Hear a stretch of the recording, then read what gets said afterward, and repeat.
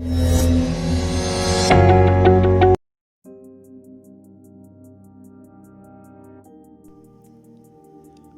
तो बात करते हैं कन्वेंशंस फॉर इंडिकेटिंग यूनिट्स।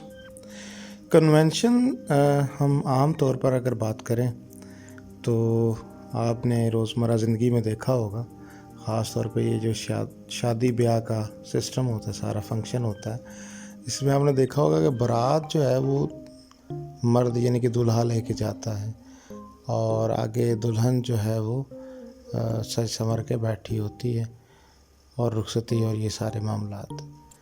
अगर इसको हम रिवर्स कर दें कि दुल्हन जो है वो बारात लेके जाए और दूल्हा सज धज के बैठा हो, तो इट्स अगेंस्ट द कन्वेंशंस, रिवाज के अगेंस्ट होगा, और लगेगा। सो बेहतर यही है कि जो कन्वेंशंस हों उन्हीं को ही फॉलो करें। अब इसी तरह फ़िज़िक्स के अंदर भी जो है वो कुछ कन्वेंशंस हैं यूनिट्स को इंडिकेट करने की, तो हम उनके ऊपर बात करेंगे। अब जैसे पहली कन्वेंशन है कि अगर किसी साइंटिस्ट के नाम पर यूनिट हो और उसका यूनिट को पूरा नाम लिखना हो, जैसे न्यूटन है, तो न्यूटन लिखते हुए अगर हम स्मॉल n से शुरू करेंगे तो इसका मतलब होगा यूनिट, लेकिन अगर हम कैपिटल N से शुरू करेंगे तो इसका मतलब होगा नाम। सो ये कन्वेंशन है कि जब भी यूनिट को पूरा लिखा जाए, स्पेलिंग के साथ पूरे स्पेलिंग लिखे जाएं, तो वो स्मॉल लेटर से लिखी जाएगी अगर वो किसी साइंटिस्ट के नाम पर है। अब हम बात करते हैं दूसरी कन्वेंशन की। दूसरी कन्वेंशन ये है कि अगर यूनिट का जो सिंबल है, जैसे अभी हमने बात की न्यूटन की, तो न्यूटन की अगर हम सिंबॉलिक रिप्रेजेंटेशन करना चाहेंगे तो वो हमेशा कैपिटल लेटर से होगी। जैसे न्यूटन के लिए हम कैपिटल N लिखेंगे। इसी तरह अगर हम एम्पेयर लिखेंगे तो एम्पेयर के लिए हम कैपिटल A लिखेंगे। इसी तरह अगर हम फैराड लिखेंगे तो उसके लिए कैपिटल F लिखेंगे। तो ये दूसरी कन्वेंशन है। अब तीसरी कन्वेंशन जो है वो कुछ यूँ है कि जो प्रीफिक्स है उसको यूनिट से पहले लिखना है। आप जैसे यहाँ पे देखें, आप 1 मिलीमीटर लिखा हुआ है, तो मिली जो है वो प्रीफिक्स है और मीटर जो है वो यूनिट है। और प्रीफिक्स और यूनिट के दरमियान स्पेस बिल्कुल भी नहीं देनी, ठीक है, इस चीज़ का बड़ा ख्याल रखना। अब बात करते हैं फोर्थ कन्वेंशन की, कॉम्बिनेशन ऑफ बेस यूनिट्स। यानी कि जैसे देखें, आपको एक मिसाल दी गई है, 5 न्यूटन और मीटर लिखा हुआ है, तो जब भी ऐसी सिचुएशन हो कि जब बेस यूनिट्स जो है वो इकट्ठी आ जाएं, तो फिर उनको इस तरह लिखना है कि उन दोनों के दरमियान में एक स्पेस ज़रूर हो, ठीक है, ये याद रखना है आपने। पाँचवीं कन्वेंशन की तरफ चलते हैं, कंपाउंड प्रीफिक्सेस। जैसे कि मिसाल के तौर पे लिखा हुआ है 1 माइक्रो फैरड, तो ये गलत है। हालांकि इसकी जगह पे बनता है 1 पिको फैरड, यानी कि माइक्रो होता है 10⁻⁻⁶। तो अगर उसने दिया हो -12 10⁻, और आपको लिखना ना आ रहा हो, तो आप ये ना करके लिखें भाई 10⁻⁻⁶ 10⁻⁻⁶, यानी कि वो 12 के इक्वल तो हो गया ना, ऐसा नहीं करना। तो कंपाउंड प्रीफिक्सेस कभी भी यूज़ नहीं करने, उसकी जगह पे एक सिंगल प्रीफिक्स इस्तेमाल करना है, ठीक है जी। जैसे यहाँ पे अभी माइक्रो फैरड था, तो उसका असल जो बनता है वो पिको फैरड बनता है। सिक्स्थ कन्वेंशन की तरफ आते हैं जी। अब प्रॉपर साइंटिफिक नोटेशन, अगर आप देखें यहाँ पर एग्जांपल में लिखा हुआ है 5 × 10⁴ सेंटीमीटर, यानी कि साथ में 10 की पावर भी दे दी और उधर से प्रीफिक्स भी लिख दिया यूनिट के साथ। तो भाई इसको हमें सिंप्लीफाई करना पड़ेगा। आप देखें ये सिंप्लीफाई जो है सेंटीमीटर जो होता है 10⁻⁻² होता है, तो लिहाजा ये सिंप्लीफाई होकर हमारे पास आ गया 100 मीटर के बराबर आ गया। तो ये हमारे पास प्रॉपर इसका आंसर है, तो प्रॉपर इसको लिखना है जी। इसमें यहाँ तो फिर साइंटिफिक नोटेशन लिखें या फिर प्रीफिक्स लिखें, ठीक है जी। अब बात करते हैं 7th कन्वेंशन की। ये बड़ी आम है जी, अक्सर न्यूमेरिकल में स्टूडेंट्स जो है वो इसी चीज़ की वजह से गलती कर जाते हैं और न्यूमेरिकल जो है वो गलत हो जाता है।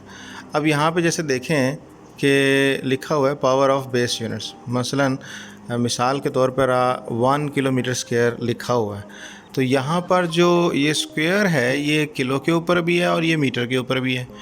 तो किलो जो होता है वो 10⁻³ होता है, तो इसका अगर हम स्क्वायर ले लें तो ये हो जाएगा 10⁻⁶, और मीटर का स्क्वायर एज इट इज़।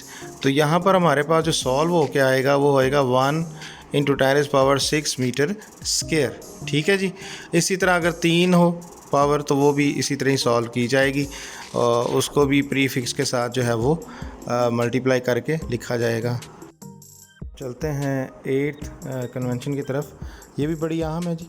इसमें जब भी हम स्पेशली लैब में काम कर रहे होते हैं तो जैसे ही कोई रीडिंग वगैरह या हमारा कोई रिज़ल्ट आता है तो उसे फ़ौरन से लिख लेना है, प्रॉपर जो उसके यूनिट्स वगैरह बनते हैं। ये नहीं है कि उसको बाद में कहें जी बाद में लिख लेंगे, तो बाद में कोई पता नहीं है जी, आपने मेजरमेंट कोई ली हो, उसका रिज़ल्ट कुछ और हो, तो वो जी बाद में एरर के चांसेस बन सकते हैं। तो ये नहीं करना। जैसे ही आप रीडिंग लें फ़ौरन ही से आप उसको नोट डाउन करें, बाकी मामलात बाद में हैं। ठीक है। तो ये 8वीं कन्वेंशन है, बड़ी अहम है, इसको भी आपने फॉलो करना है जी। हमारे पास एरर्स और अनसर्टेनिटीज़। देखिए कोई भी मेजरिंग इंस्ट्रूमेंट हो उसमें कहीं ना कहीं वो अनसर्टन होता है और इम्प्रिसाइज जो है वो होता है उसमें, तो एरर तो रहता है, चाहे वो जितना ही अच्छा जो है वो मेथडोलॉजी से बनाया गया हो, लेकिन उसमें एरर जो है वो होगा। लेकिन एरर को कम से कम हम ज़रूर कर सकते हैं। अब एरर आने के जो वजूहात हैं वो कई हैं, हो सकती हैं, जैसे कि जो मेजरमेंट ले रहा है शख्स वो एक्सपीरियंस नहीं है, उसको एक्सपीरियंस नहीं है वो इंस्ट्रूमेंट इस्तेमाल करने का, तो इस वजह से उसमें एरर आ सकता है। और वजह हो सकती है कि जो ऑपरेटर्स है वही फॉल्टी हो, उसमें कोई ना कोई एरर हो, तो उस वजह से भी एरर आ सकता है। या फिर मेथडोलॉजी सही ना हो मेजरमेंट लेने की।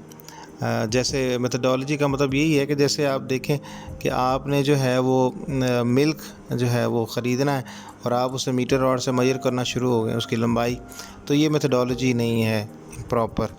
तो मेथडोलॉजी में फ़र्क होने की वजह से भी एरर आ सकते हैं। एरर जो है वो मेनली दो तरह के एरर हैं। एक एरर है जो है वो रैंडम एरर है, और दूसरा जो है वो सिस्टमैटिक एरर है। अब अगर हम बात करें रैंडम एरर की, तो रैंडम एरर जो है वो बिल्कुल, पहले तो हम रैंडम मूवमेंट को देखें, ये ज़रा लैंप की तरफ जिस तरह ये बिहेव कर रहा है, तो इसे टोटली रैंडम।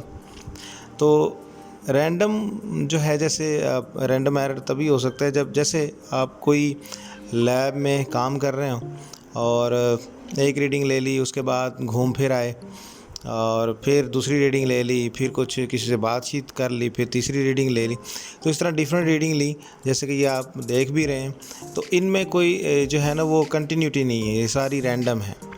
तो इस तरह की रीडिंग को हम कह सकते हैं कि ये रैंडम रीडिंग्स हैं, रैंडम ऑब्जर्वेशंस हैं। लेकिन इन रैंडम ऑब्जर्वेशन से भी हम जो है वो रैंडम एरर को कम कर सकते हैं। कैसे? वो ऐसे कि हम इन सभी जो हमने ऑब्जर्वेशंस ली हैं उन सब को हम ऐड कर लें और जितनी वो हैं उस पर डिवाइड करते हैं, यानी कि एवरेज ले लें। तो एवरेज लेने से हमारे पास जो है वो एरर मिनिमाइज़ हो जाएगा। ठीक है। तो ये एक तरीका है रैंडम एरर को कम करने का। अब दूसरा जो एरर है वो मैंने बताया आपको, सिस्टमैटिक एरर है। ये मोस्टली फॉल्टी ऑपरेटर्स की वजह से आता है। जैसे देखें आप कि जो है वो अगर शीशा टूट जाए तो उसमें प्रॉपर आपको शक्ल नहीं नज़र आती, या फिर आप देखेंगे मोबाइल फ़ोन टूट जाए तो उससे आप कॉल वगैरह नहीं कर सकते। इसी तरह अगर गाड़ी का टायर ख़राब हो जाए तो गाड़ी प्रॉपर वर्क नहीं कर सकती। तो ये सिस्टमैटिक एरर है, इस तरह के एरर को। इसी तरह अगर आपने कोई मेजरिंग टेप है उससे आपने मेजरमेंट लेनी है और वो उसकी पहली कुछ जो रीडिंग्स हैं वो वहाँ से कट कर दी गई हैं, तो जैसे देखें एक मीटर रॉड है, उसमें 100 सेंटीमीटर होते हैं, तो वो शुरू ही 10 से हो रहा है। तो अब जब आप रीडिंग लेंगे तो आपने तो 1 मीटर मेजर किया, लेकिन मेजर जो किया वो तो ठीक है 1 मीटर किया, लेकिन उसकी रीडिंग तो 10 से शुरू हो रही है, तो लिहाजा उसके अंदर 10 सेंटीमीटर का एरर है। तो इस तरह के एरर को हम कह सकते हैं कि ये हमारे पास सिस्टमेटिक एरर है। इसी तरह जो है आप इन एरर को किस तरह कम कर सकते हैं?